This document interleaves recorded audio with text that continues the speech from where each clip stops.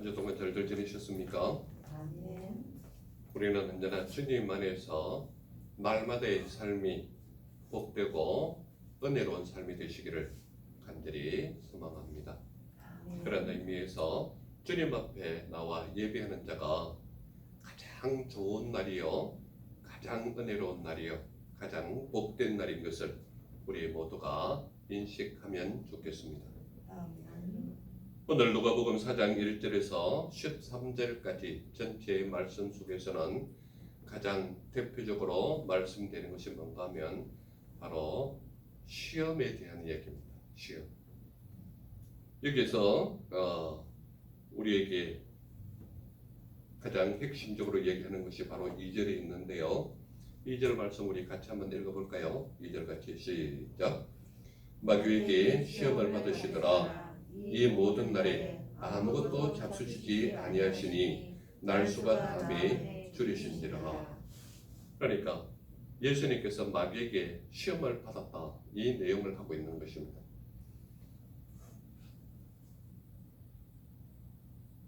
오늘을 살아가는 사람들뿐만 아니라 창세기의 창조 사건 이후로 많은 사람들이 무엇을 두려워하는가 하면 바로 시험을 두려워합니다. 시험을 두려워한다. 그것은 무슨 말인가 하면 시험이라는 말 자체가 주는 긴장감이 있기 때문에 그렇습니다. 시험이라는 긴장감. 학생들은 시험 친다 그러면 시험 치기 전부터 이미 긴장을 하고 있습니다.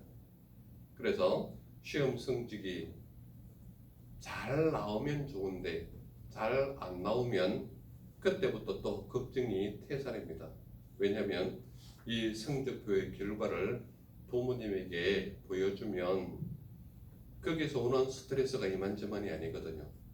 그래서 시험이라는 단어 자체가 주는 의미와 긴장감이 의외로 모든 사람들에게 있다 이 말입니다. 우리나라 사람들 중에 시험으로 인하여 돈 제일 많이 버는 것이 아마 운전면허증일 겁니다. 우리나라 운전면허증 가지고 있는 사람의 숫자가 최근 것은 아닌데 얼마 전에 제가 본 기억으로 1200만인가 이렇게 되어 있는 것을 제가 언뜻 본 적이 있습니다. 최근 것은 아닙니다. 좀 오래된 이야기인데 아마 지금쯤은 최소한 거의 2천만 명 정도 되지 않을까요? 예, 그 정도로 많은 인원들이 시험을 치는데 제가 언젠가 한번 말씀드렸을 겁니다. 기억나는지 모르겠는데 차순도 할머니라는 분은 968번을 시험 쳤다 그러죠. 기억나십니까? 그 방송에도 나왔고 굉장히 많은 사람들의 이목을 집중해서 미국에 있는 타임지에도 올랐던 인물이 차순도 할머니입니다. 968번인가 그렇게 시험을 쳐서 967번째 됐다. 그게 타임지에 나와가지고 차순도 할머니의 그 사진도 타임지에 올랐을 정도로 미국 그 유명한 잡지 있죠. 거기에 올랐던 적이 있습니다. 그러니까 그분은 그 시험을 대기 위해서 그 인지대에 붙인 금액만 해도 차 한 대 살 정도의 금액이 나왔다 할 정도로 그렇게 많은 시험을 친 할머니도 있습니다. 시험 결과가 주는 엄청난 압박감도 있죠. 네, 우리나라 시험 치는데 얼마 전에 제가 유튜브 보고 알은 사실이 하나 있습니다. 한 남자가 그 사법시험에 합격하기 위해서 40년 동안 시험을 친 사람이 있더라고요. 정확하게 40년은 아닙니다. 40년보다는 몇 년 더 플러스 됩니다. 근데 그 많은 시간을 사법시험에 합격하려고 시험을 쳤던 사람이 있습니다. 이 사람이 그 말없는 압박감, 중압감, 결혼도 해서 자녀도 있고 아내도 있는 사람인데 거의 합격된 나이가 몇 살인가 하면 54세인가 됐습니다. 그렇다면 그동안에 그 시험 치는 기간 동안에 자기의 일상 사이에 즐거움이 있었을까요? 아마 시험에 대한 압박감이 엄청난 중압감으로 왔을 겁니다. 그래서 우리에게 주어져 있는 여러 가지 것들을 보면 시험이라는 이 단어 자체가 주는 압박감이 엄청 많아서 시험이라 그러면 사실은 굉장히 긴장감, 압박감, 두려움 이런 것들이 늘 따라다닙니다. 그런데요, 어느 한 시기만 시험을 치고 쉽게 얘기해서 중학교, 고등학교 그냥 많이 봐서 대학 시험까지만 시험으로 끝났으면 좋겠는데 대학 졸업했다고 해서 시험이 없어지나요? 끊임없는 또 다른 시험이 있어요. 회사에 들어가려고 하면은 시험이고 또 대학 졸업해서 의사 되려고 하는 사람은 의사의 국가고시가 있고 또 조금 전에 제가 말씀드렸듯이 사법시험을 치는 사람은 사법시험이라는 시험이 엄청나게 스트레스를 주고 있다 이 말이죠. 그러므로 어떻게 보면 인생의 태어남부터 이 땅을 떠나는 시간까지 끊임없는 시험이 사람을 괴롭히고 있다 이렇게 봐도 무방합니다. 그래서 성경에는 없는 말이지만 제가 만든 말입니다. 인생은 시험을 따라 진행한다. 제가 만든 말입니다. 어떻게 보면 인생 자체가 시험 속에서 살아가는 것이 바로 우리의 인생이 아닌가 이런 생각을 해보게 됩니다. 그러나 오늘 말씀 속에는 무엇을 말하고 있는가 하면 예수님께서 마귀에게 시험을 받으셨다라고 말하고 있는 것입니다. 자, 이 말씀 속에 엄청난 뭔가가 부담감이 있습니다. 그게 뭔가 하면요, 아니 예수님은 하나님이신데 어떻게 하나님이 마귀에게 시험을 받을 수 있느냐 이런 궁금증 혹시 가진 적 있으십니까? 성경을 조금만 생각하고 읽어보면 이 천하에 없어져야 될 말씀이 이 말씀이 아닌가 이런 생각이 들 정도로. 그런데요, 1절 말씀을 읽어야 2절 말씀이 어느 정도 이해가 됩니다. 우리 1절 말씀 같이 한번 읽어볼까요? 시작. 예수께서 성령의 충만함을 입어 요단강에서 돌아오사 광야에서 40일 동안 성령에게 이끌리시며 이렇게 되어 있죠. 지금 예수님의 상태는 우리 지난주에 제가 설교한 것처럼 이 바로 앞부분은 3장의 마지막 부분으로서 예수 그리스도의 족보에 대한 내용이 나옵니다. 그렇죠? 그 앞에는 어떤 내용이 나오는가 하면 예수님께서 세례 받으시고 성령 충만함의 요단강의 흔적을 이미 말하고 있는 것입니다. 그렇기 때문에 4장에 와서는 예수 그리스도의 공생애가 시작되는 그 시점에 바로 3장 끝부분에는 예수 그리스도의 족보 형태로 나오는데 예수님으로 인하여 공생애가 시작되는 그 시점에 어떠한 일이 일어났는가에 대한 역사적 배경을 가지고 있다 이 말입니다. 그래서 4장 1절에서부터 13절에 나타나는데 공생애를 시작하는 그것이 4장부터 나타나면서 뭐가 나타나는가 하면 예수님의 지금 상태는 세례를 받았고 성령 충만함을 받았고 지금 사막에서 40일 동안 금식 기도를 하신 겁니다. 모든 공생애, 즉 말하자면 하나님을 위한 사역 전에는 40일 동안의 금식 기도가 필수였던 것처럼 예수님께서도 광야에서 이미 40일 금식 기도를 하신 후에 이 일이 일어난 겁니다. 그래서 1절 후반절에 뭐라고 적혀 있는가 하면 광야에서 40일 동안 성령에게 이끌리시며 이렇게 되어 있습니다. 출애굽한 이스라엘 백성들이 하나님께서 젖과 꿀이 흐르는 땅 가나안 땅으로 가기까지는 40여 년이 필요했던 겁니다. 또한 예굽에서 출애굽한 그들이 하나님의 말씀으로 인하여 종된 모습에서 벗어나기 위해서는 40여 년 동안의 광야에서의 훈련이 필요한 겁니다. 그래서 노예의 근성을 가지고 있고 하나님의 말씀의 훈련을 따라서 그 1세대들 출애굽한 1세대들은 광야에서 다 죽었지만 가면서 모세로부터 하나님의 말씀의 훈련을 받고 여호수아로부터 하나님의 말씀에 입각해서 이루어진 그들은 하나님께서 말씀하신 젖과 꿀이 흐르는 가나안 땅에 도착한 것입니다.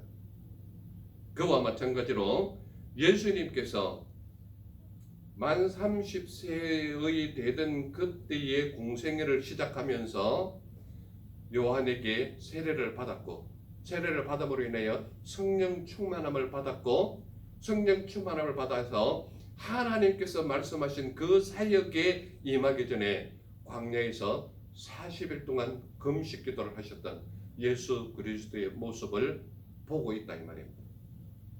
그러한 상태에서 성령이 이끌리어 마귀에게 시험을 받았다라는 내용이 전제되고 있다 이 말입니다. 그렇다면 성령님의 이끌리어서 마귀에게 시험을 받았기 때문에 예수 그리스도의 모든 것은 이미 하나님께 붙잡힌 바 되어서 마귀에게 시험을 당하는 그런 모습을 볼 수가 있다 이 말입니다. 이 내용은 어디와 흡사한 내용인가 하면 요나와도 흡사하고 바로 욥기에 나오는 욥의 모습과 흡사한 모습을 많이 닮아 있다 이 말입니다. 그런데요, 여기서 나타나는 예수님께서 마귀에게 시험을 받으셨다라는 그 내용 속에 세 가지를 이렇게 시험하고 있는데 그 세 가지 내용이 뭔가 하면 첫 번째로 나타나는 게 바로 이겁니다. 내가 만일 하나님의 아들이어든 이 돌들에게 명하여 떡이 되게 하라 라고 말하고 있는 겁니다. 어디에 있습니까? 3절에 있습니다. 3절 같이 읽을까요? 시작. 마귀가 이르되 내가 만일 하나님의 아들이어든 이 돌들에게 명하여 떡이 되게 하라 이 말을 하고 있는 겁니다. 자, 저를 보세요. 예수님이 지금 상태가 어떤 상태입니까? 광야에서 40일 동안 금식 기도를 한 상태입니다. 그래서 지금 성경에 말씀하신 대로 예수님의 상태는 극히 배가 고픈 상태다 이 말입니다. 그러므로 여러분들 40일 금식 기도를 하면 어떤 느낌이 드는가 하면 내 입에 무엇이라도 먹을 것이 들어오면 나는 그를 위해서 평생을 살겠다 할 정도로의 고통스러움이 배고픈 고통입니다. 그러므로 그 배고픈 고통이 있을 때에 누구라도 내 입에 떡덩어리 하나만 넣어주면 종이 되어라 할 정도로 자기를 완전하게 내려놓는 상태가 바로 이 40일 금식기도 한 상태입니다. 그런데요, 이 예수님에게 네가 만일 하나님의 아들이거든 이 돌들에게 명하여서 떡이 되게 하라 이 말이에요. 그 말은 이 돌덩이는 네가 하나님의 아들이기 때문에 명령만 하면 떡이 될 수 있다는 것을 인정하는 거란 말이에요. 마귀의 모습은. 그렇기 때문에 네가 배고픔을 네가 해결해라 이 말이거든요. 그래서 이 돌들에게 그런데요, 성경 원어로 가면 우리나라 말로 번역했을 때는 돌들에게 라고 말하고 있는데 성경 원어는 이거를 단수로 표현했습니다. 이 돌에게 명령하라 이 말을 하고 있거든요. 그러니까 우리 번역은 왜 돌들에게 명령하라고 번역되어 있고 성경 원어는 돌이라는 정말 하지만 단수 돌덩이 하나라고 말하고 있느냐? 여러분들 우리가 흔히 하는 말로요.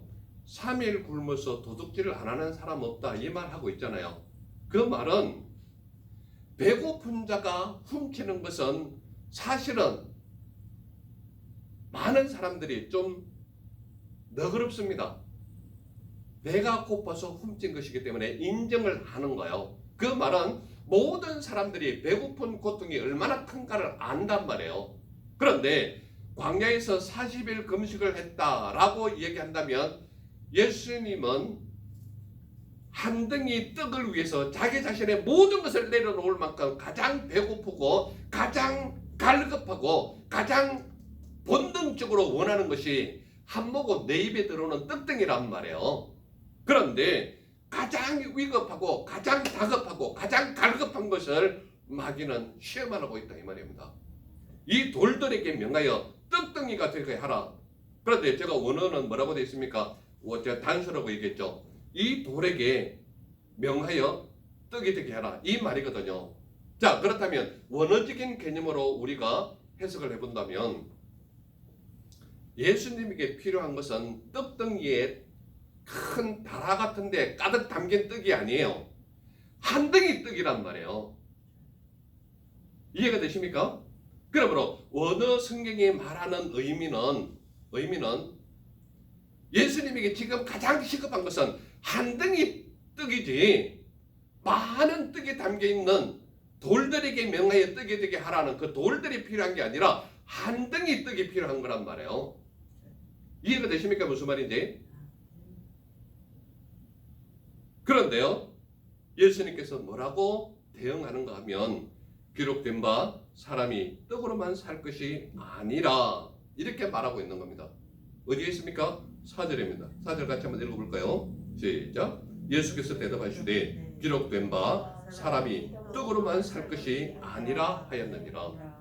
그러니까 예수님께서 지금 대응하는 말씀이 뭔가 하면 우리 사람이 먹고 사는 것에 대해서는 가장 중요하다는 것을 알아요. 떡이 없으면 죽는다는 것도 알아요.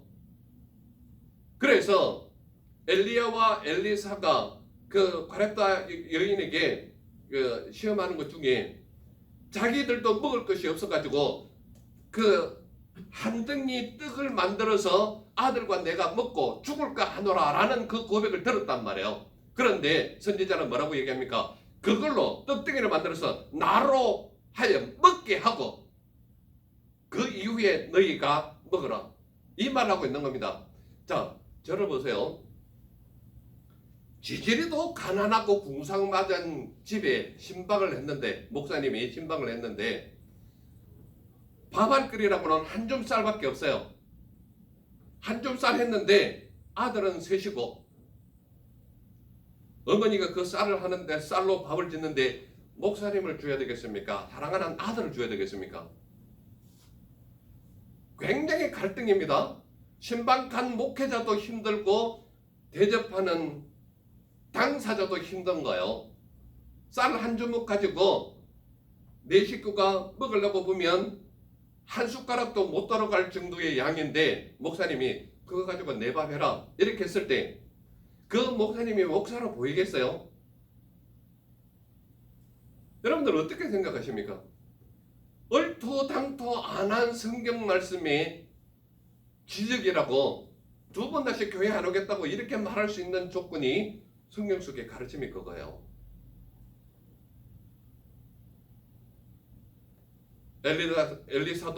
엘리사가 뭐라고 얘기합니까? 그 떡 나한테 만들어 달라고. 여러분들 정상적인 목회자라면 내가 굶어도 내 것을 주지 그것을 나로 먹게 하라고 이야기할 수 있겠습니까? 이야기할 수 없는 거예요. 여기에서 분명히 말하고 있지 않습니까? 기록된 바 사람이 떡으로만 살 것이 아니라 이 말은 무엇을 말합니까? 너희들의 생명은 떡으로 연장되는 것 같지만 너희들의 삶의 모습은 하나님께서 주시는 말씀으로 사는 것이 너희다라고 말하고 있는 거예요. 네. 이해가 되십니까? 무슨 말인지? 네.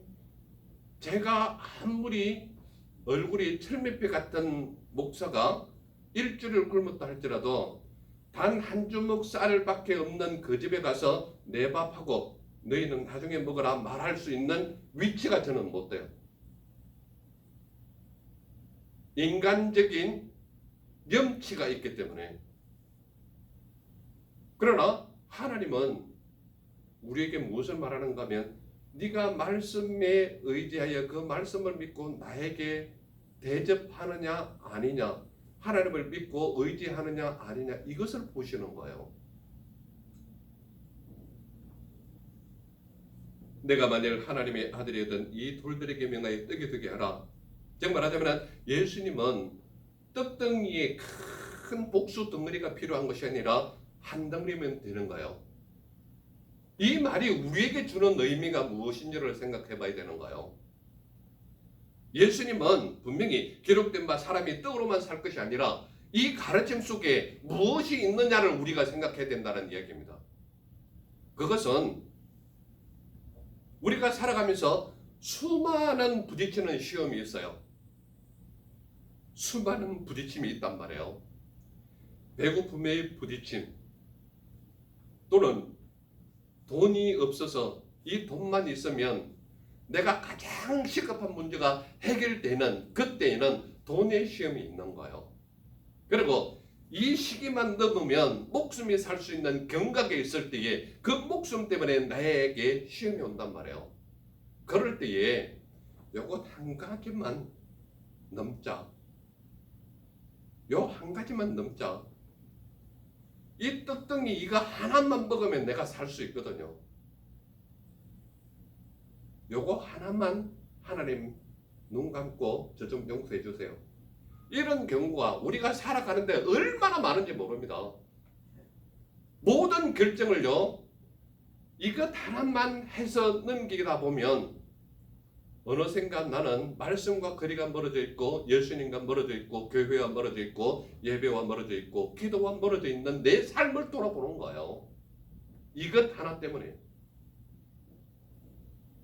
우리나라 말로 번역한 것은 떡덩이, 즉 말하자면 돌들이지만 성경으로는 단수로 이 돌에게 떡이 되게 하라. 이 말이 무슨 말인지를 우리가 분명히 인식해야 될 이유가 있는 것이 뭔가 하면 예수님께 필요한 것은 수많은 떡덩이가 아니에요. 단 하나, 한 덩이 떡만 있으면 내게 가장 고통스럽고 본능적인 배고픔이 해결되는 거예요.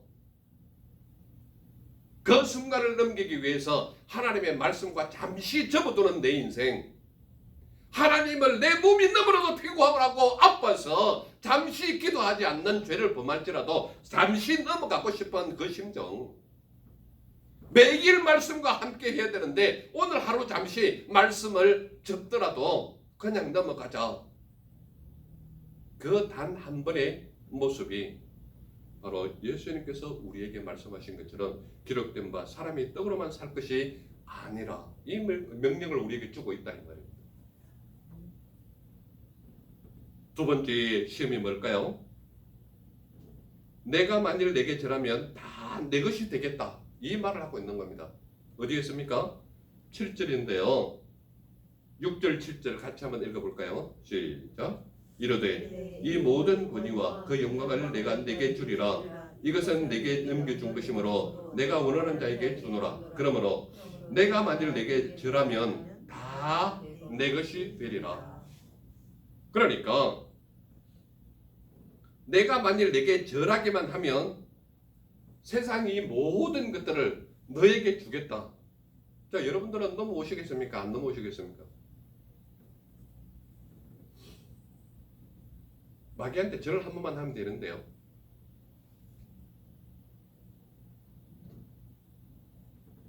선앙당에 나무 7 새끼로 감아가지고 고추도 담고 숯불도 담아놓고 숯도 달아놓은 그것이 절 한 번만 하면 오늘 장날에 네 물건 다 팔아줄게. 절할 수 있지 싶은데요. 어떻습니까? 집에 키우는 아이가 만약에 한 7, 8이나 된다고 생각해 보세요. 어머니가 이고가는 부추 덩어리나 콩나물 덩어리나 이런 것이 동네 어귀에 선앙당에서 지나가는 사람이 한 번만 절해라. 이거 내가 다 팔아줄게. 절할까요? 안 할까요?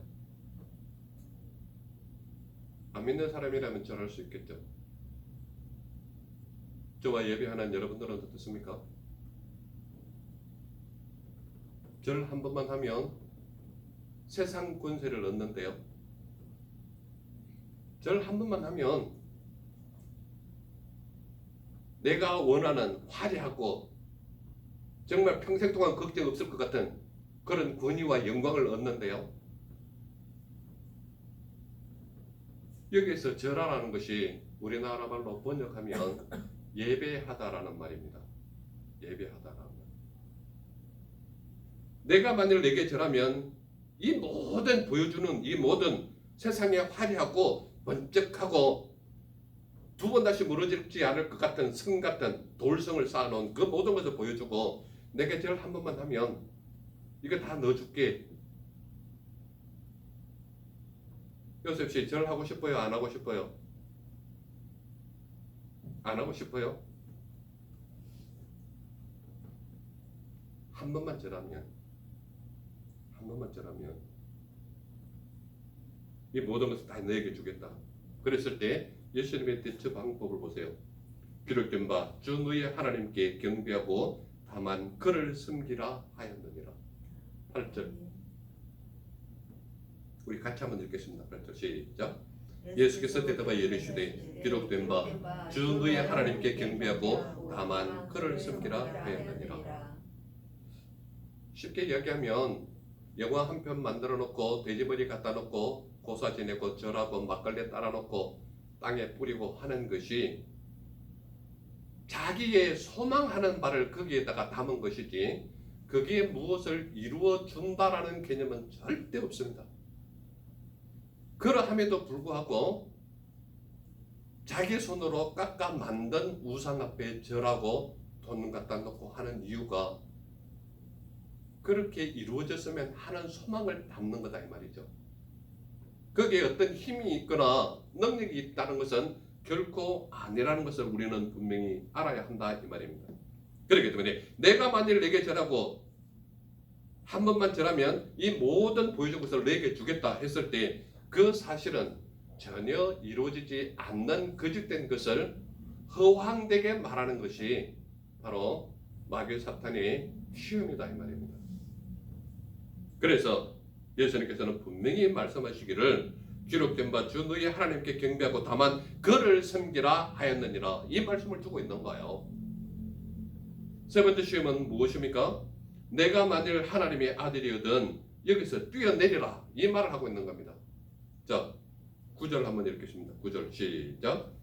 또 이끌고 예루살렘으로 가서 성전 꼭대기에 세우고 이르되 내가 만일 하나님의 아들이거든 여기서 뛰어내리라.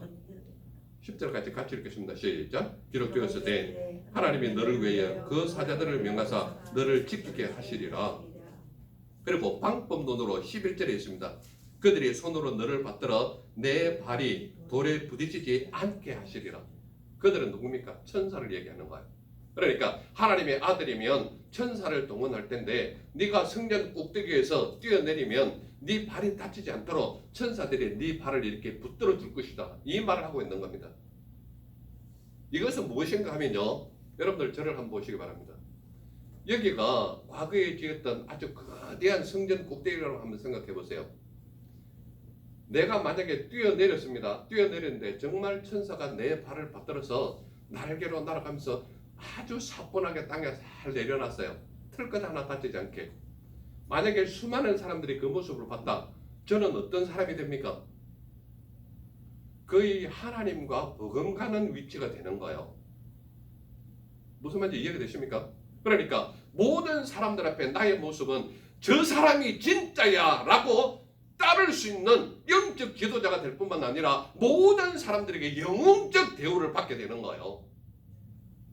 이해가 되십니까? 무슨 말인지? 그러므로 네가 여기서 뛰어내리면 네가 하나님의 아들이기 때문에 천사들이 부지불식간에 날아와가지고 네 발을 버선발 혹시 벗겨질까봐 살짝 갖다 대어서 아주 곱게 땅에 내려줄 거야. 그러니 뛰어내려. 예수님이 실제 뛰어내렸을 때 그런 일이 일어날까요? 안 일어날까요? 일어납니다. 하나님의 아들이기 때문에. 하나님께서 그를 사랑하시기 때문에 그를 하고도 남아요. 아버지의 능력은. 그러함에도 불구하고 예수님의 가르침을 한번 보세요. 뭐라고 얘기하는지 12절 보겠습니다. 12절 같이 읽겠습니다. 시작. 예수께서 대답하여 이르시되 주 너의 하나님을 시험하지 말라.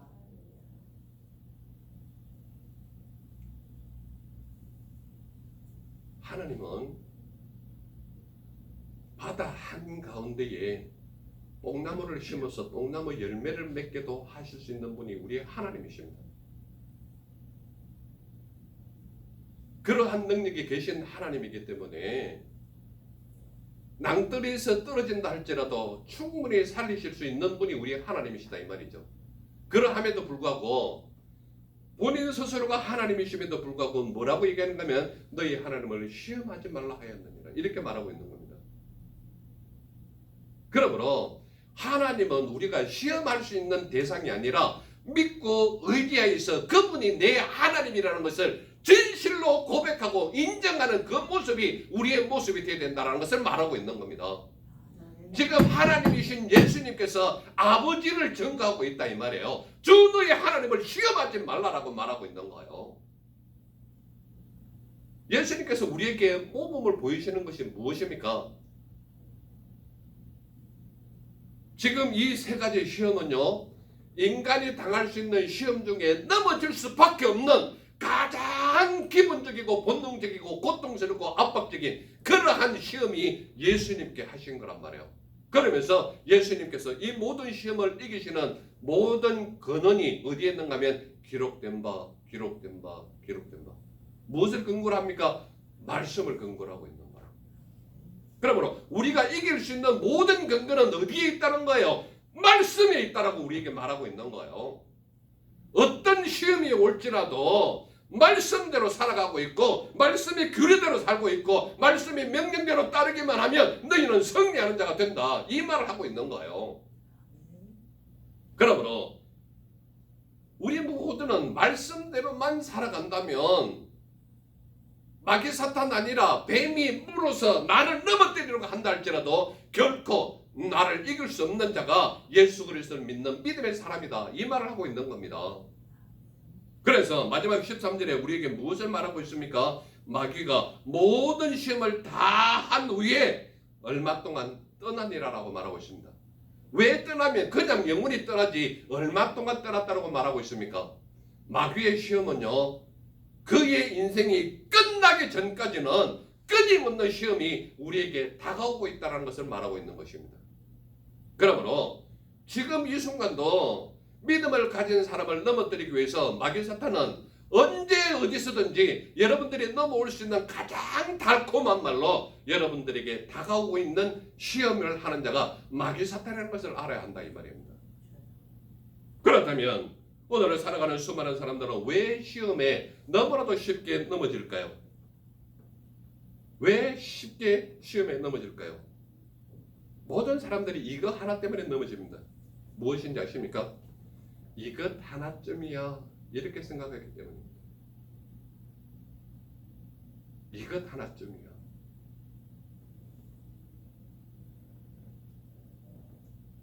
아담에게 허락한 것은 동산 모든 과실을 다 먹어도 되나 중앙에 있는 나무 선악과 하나만 금했거든요. 그런데 마귀는 뭐라고 질문합니까? 너희들은 이 모든 나무를 먹지 못하게 하더냐? 아담을 넘어뜨리는 것은 딱 하나였습니다. 딱 하나. 그런데요, 많은 사람들은 허락한 99%보다는 허락하지 않은 하나의 마음을 100% 쏟는 거예요. 이것 하나쯤이야 때문에 넘어가는 우리가 된다면 우리의 믿음 자체를 의심해 봐야 되는 겁니다. 많은 사람들이 왜 시험에 쉽게 넘어지는가 하면 말씀보다는 내 결정이 우선이기 때문에 그렇습니다. 위급한 상황에 오게 되면 어떤 사람이 믿음을 가지고 있느냐를 알 수 있는 것은 말씀대로 결정하느냐 내 결정이 우선이냐 이것을 보면 아는 겁니다. 많은 사람들이 왜 쉽게 시험에 넘어지는가 하면 하나님보다는 내 삶이 먼저이기 때문에 그렇습니다.